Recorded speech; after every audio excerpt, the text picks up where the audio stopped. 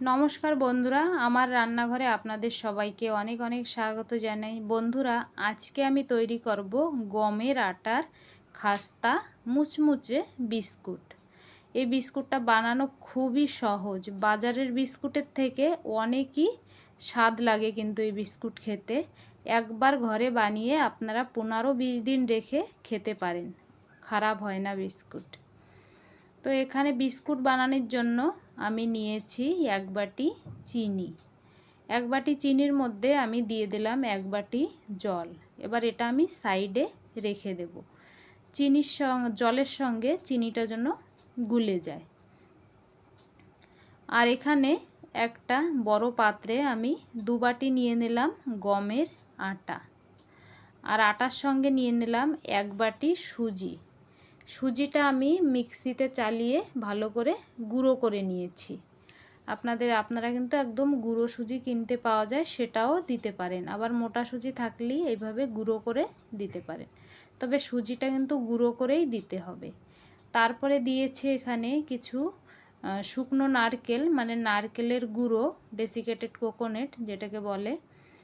আর দিয়েছে এখানে আমি স্বাদ মতন লবণ, আর একটু ইলাইচি পাউডার দিয়েছি ভালো সুগন্ধর জন্য। সব কিছু ভালো করে মিক্স করে নিয়েছি। এবার আমি এর মধ্যে দিয়ে দিলাম 3 চামচ মতন ঘি। ঘি দিলে কিন্তু বিস্কুটটা খেতেও অনেক ভালো লাগবে আর খুব সুন্দর মুচমুচে হবে বিস্কুটটা।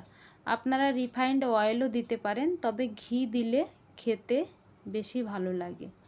এবার ঘি দিয়ে ভালো করে এখানে আটার সঙ্গে ঘিটা মিক্স করে নিতে হবে। ভালো সুন্দর করে মিক্স করতে হবে, একদম যেন দলা দলা না থাকে বন্ধুরা। ভালো সুন্দর করে এইভাবে দেখুন হাত দিয়ে মিক্স করে নিতে হবে। বন্ধুরা, এই বিস্কুটটা বানানো কিন্তু খুবই সহজ আর খেতে খুবই ভালো লাগে। এইভাবে দেখুন আমি ময়নটা দিয়ে নিয়েছি। এবার এই ময়নের মধ্যে আমি দিয়ে দেব 2 চামচ মতন সাদা তিল। আমি তিল দিয়ে তৈরি করছি বিস্কিটটা। আপনারা কিন্তু এর মধ্যে ড্রাই ফ্রুটও ছোট ছোট করে কেটে দিতে পারেন, খেতে অনেক ভালো লাগে। তবে তিল দিলেও ভালো লাগে খেতে। তিলটাকে ভালো করে মিক্স করে নিয়েছি। এবার যে চিনির জলটা সেটা দিয়ে দেব।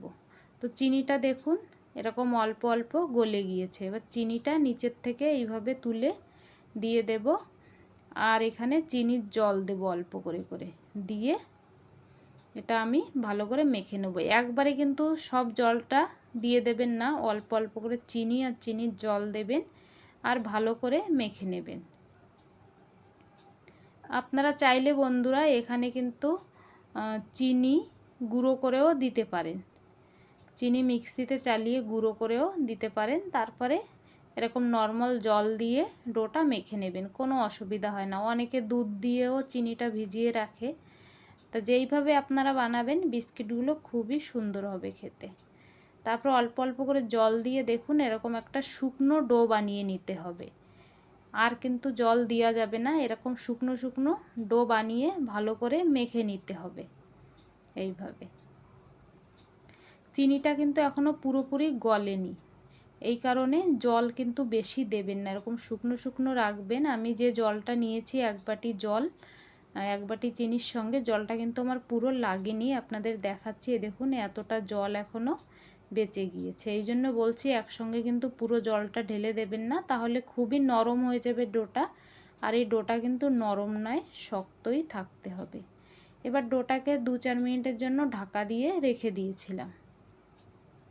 ডোটা খুব সুন্দর দেখুন একদম অনেকটাই নরম হয়ে গিয়েছে। আর এখানে এবার আমি ডোর থেকে 3টে লেচি বানিয়ে নেব এরকম। তারপরে এই লেচিগুলো আমি একটা এরকম বেলনির পরে রেখে ভালো করে সমান করে নেব, রোল করে নেব। আপনারা আপনাদের পছন্দ মতন অনেক রকমের ডিজাইন দিয়ে করে নিতে পারেন, তবে আমি একটু লম্বা লম্বা করে করব, এই জন্য এইভাবে ভালো করে এটাকে রোল করতে হবে। হাতের সাহায্যে এইভাবে সুন্দর করে শেপ দিতে হবে। তারপরে এখানে একটা চাকু নিতে হবে, চাকু দিয়ে ছোট ছোট করে এগুলোকে আমি কেটে নেব। এইভাবে। বেশি মোটাও কাটবো না, আবার একদম পাতলাও কাটবো না। একদম পাতলা কাটলে কিন্তু ভেঙে যাবে, আর মোটা কাটলে ভিতরে কাঁচা থেকে যাবে, ভিতরে ভালো করে ভাজা হবে না, খেতে ভালো লাগবে না। এই জন্য এরকম মিডিয়াম সাইজের কেটে নেব। এই দেখুন, আর ভিতরটা দেখুন কি সুন্দর হয়েছে একদম। শুকনো শুকনো করে আটাটাকে মাখবেন, তাহলে কিন্তু এরকম হবে বিস্কিটগুলো। এই দেখুন সবগুলো দেখুন ভালো সুন্দর করে একটা শেপ নেব, বেশি কিন্তু চাপা যাবে না। যেরকম কাটার পরে ভিতরে একটা দেখুন একটা জালি জালি ভাব আসছে, এরকমই থাকবে, বেশি কিন্তু কাটা যাবে না এটাকে। আর কতগুলো বিস্কিট হয়েছে দেখুন, 2 বাটি আটা আর 1 বাটি সুজিতে। দেখুন সব বিস্কিটগুলো আমি এইভাবে আগে কেটে নিয়েছি। খুব সুন্দর হয়েছে বন্ধুরা বিস্কিটগুলো দেখতে। এবার বিস্কিটগুলোকে আমি ভেজে নেব। তো আমি 2 বাটি আটা, 1 বাটি সুজি, 1 বাটি চিনি, 1 বাটি চিনি, 1 বাটি জল। চিনির জলটা তো পুরো আমার লাগলো না। আর দেখুন এর মধ্যে আমি ঘিও কতটুক দিয়েছি। এই অল্প কিছু জিনিস দিয়ে দেখুন কতগুলো আমি বিস্কিট তৈরি করছি বন্ধুরা। আর এখানে তেল বসিয়ে দিয়েছিলাম। তেলটাকে কিন্তু একদম ঠান্ডা তেলেও দেবেন না বিস্কিটগুলি, আর একদম তেলটাকে অনেক গরম করবেন না, মিডিয়াম গরম করে নেবেন। তেলটাকে মিডিয়াম গরম করে নেবেন। আর যখন বিস্কিটগুলি তেলের মধ্যে দেবেন, গ্যাসের ফ্লেমটা লো টু মিডিয়ামে রেখে বিস্কুটগুলো দিতে হবে। একদম অল্প গরম থাকলে কি হয়, অনেকে অল্প গরমে দেয় বিস্কিট, তাহলে অল্প গরমে দিলে কিন্তু বিস্কিটের মধ্যে তেলটা একদম অনেকই ঢুকে যাবে। তেলটা বিস্কিটে খুব চুষে নেবে, তেলটা খুব তাড়াতাড়ি কম হয়ে যাবে, আর বিস্কিটের মধ্যে তেল ঢুকে যাবে বেশি, সেক্ষেত্রেও কিন্তু খেতে ভালো লাগবে না। আর যদি অনেক গরমে দেন, তাহলে বিস্কিটগুলো কিন্তু খুব তাড়াতাড়ি ভাজা হয়ে যাবে, আর উপর থেকে কালার এসে যাবে, ভিতরে কাঁচা থেকে যাবে। এই জন্যে মিডিয়াম গরমে দিতে হবে। তারপরে দেওয়ার পরে লো টু মিডিয়ামে রেখেছিলাম কিছুক্ষণ। এবার আমি বিস্কিটগুলি নাড়াচাড়া করব। দেওয়ার সঙ্গে সঙ্গে কিন্তু নাড়াচাড়া করবেন না, কারণ এই বিস্কিটগুলি খুব নরম থাকে, নাড়াচাড়া করলেই ভেঙে যাবে।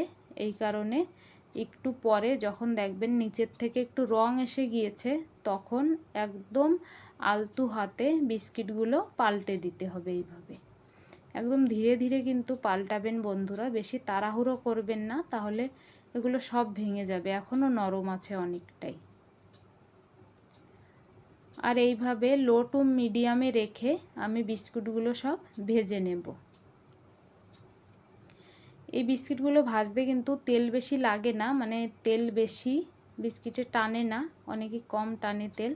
আমি এই তেলেই সব বিস্কিটগুলো ভেজে নেব বন্ধুরা। আর এই বিস্কিটগুলো বানানো খুব সহজ, আর দেখতে দেখুন কত সুন্দর দেখা যাচ্ছে, খেতেও কিন্তু সত্যি অনেকই ভালো লাগে। আমার ভিডিওটা পুরো দেখে যদি আপনাদের ভালো লাগে বন্ধুরা, ভিডিওটিকে লাইক করবেন, কমেন্ট করবেন, চ্যানেলটিকে সাবস্ক্রাইব করে নেওয়ার অনুরোধ রইল। আর দেখুন বিস্কিটগুলো এইভাবে আমি সব পাল্টে দিয়েছি। এবার আমি একটু লো থেকে একটু বেশি করে দেব গ্যাস দিয়ে। হাই করবেন না, একদম লোতে রাখবেন, নয়তো মিডিয়ামে রাখবেন। রেখে বিস্কিটগুলো আমি উল্টে পাল্টে ভালো সুন্দর করে একদম লাল লাল করে ভেজে নিয়েছি। দেখুন এবারে বিস্কিটগুলো আমি সব তুলে নেব। এইভাবে একভাবে নাড়াচাড়া করে উল্টে পাল্টে বিস্কিটগুলো ভাজতে হবে। এক পাশ কিন্তু নয়তো বেশি ভাজা হয়ে যাবে, আর এক পাশ হবে না, এরকম হবে। এই কারণে দেখুন ভাজা হয়ে গিয়েছে, আমি এবার বিস্কিটগুলো সব তুলে নেব। তো বন্ধুরা আমি এই বিস্কিটগুলো 3 বার ভেজেছি, 3 ব্যাচে। দেখুন কি সুন্দর হয়েছে দেখতে একদম। এইভাবে বিস্কিটগুলো তলবেন, তাহলে কিন্তু তেলটা বেশি বিস্কিটে থাকবে না, সব নিচে পড়ে যাবে। দেখুন এইভাবে বিস্কিটগুলি উঠিয়ে আমি এর মধ্যে আবার তেলটা ঝরতে থাকবে, এইভাবে আমি এর মধ্যে বিস্কিটগুলো, অন্য বিস্কিটগুলো দিয়ে দেব, ভাজতে থাকবো। তিলগুলো দেখুন কি সুন্দর সাদা সাদাই দেখা যাচ্ছে, আর তিল দিয়াতে কিন্তু বিস্কিটটা খেতে অনেকই টেস্টি হয়েছে বন্ধুরা। আর যেহেতু তিল খাওয়া, কিন্তু সাদা তিল খাওয়া শরীরের পক্ষে খুব ভালো। বিস্কিট থেকে দেখুন তেল পড়ছে, আর আমি এইভাবে এইখানে পরের ব্যাচটা দিয়ে দিচ্ছি।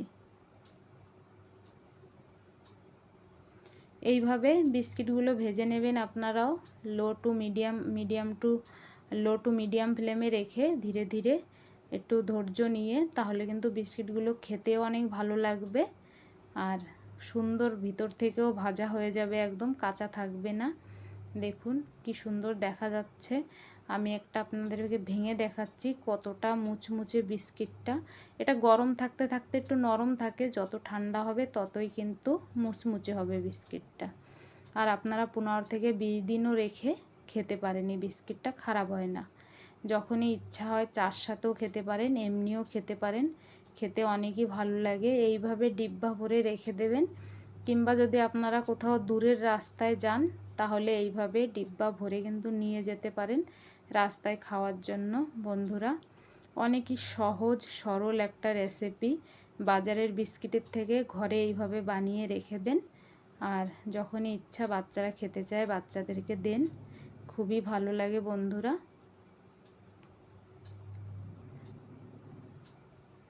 তো বন্ধুরা, আজকের মতন এই পর্যন্ত। দেখা হচ্ছে আগের ভিডিও। সবাই ভালো থাকবেন, সুস্থ থাকবেন।